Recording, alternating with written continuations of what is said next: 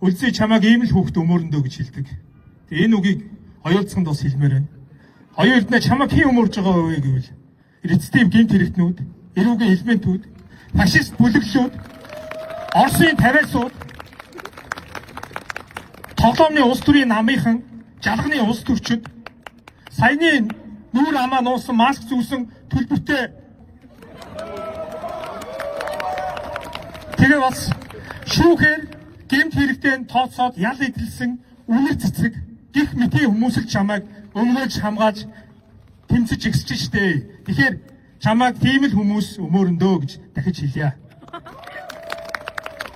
За тэгээд үнэт зүйлийн төлөө, шудраг үнэний төлөө, ёсны төлөө 17 дахь өдрөө дуугарч ашиг харахгүйгээр үнэн мөнний төлөө жагсаж, хуурамч худлаа зээжэд илдэж, материал нулимс гаргаж, их орон гэж худлаа жүжиггүйгээр чин үнээсээ энэ жагсаж байгаа залуучууд та нартай зориулж өнөөдөр бичсэн шинжилгээ уншаа.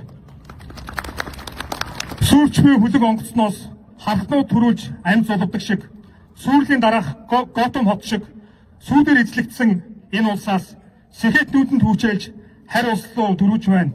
Сэтгэн боддог, эрүүлэр шүүмжилдэг, цөөнхийн цөөнх зөхөрч, сэтгцээ өвчтнүүдийг соён гэгэрүүлэх нь цоорхоо данхан цай чанартай адил гэдэгтээ эвлэрч, сэтгэлийн амар амгалан эцэстээ эрхэмлэж, бүү далсарч, сүүр темрэнд оройтсон энэ орны маргаашийг хувь заяанд даатхан хайж одохыг синтед ялхаанд харуулзах дахайнууд хачин ихээр дачаадан хүснэ. Сүүрчгүй хүлэг онгоцноос хархнууд төрүүлж амь зулбдаг шиг, сүүрлийн дараах Готом хот шиг сүүдэрт нэрвэгдсэн энэ улсаас сэхэтэн бэлтгэгчд түүжээж харь улс руу дөрвөлж сэрүүлэг хадаан уухайлах эрүүл дуу хоолой цуцаагүй байна.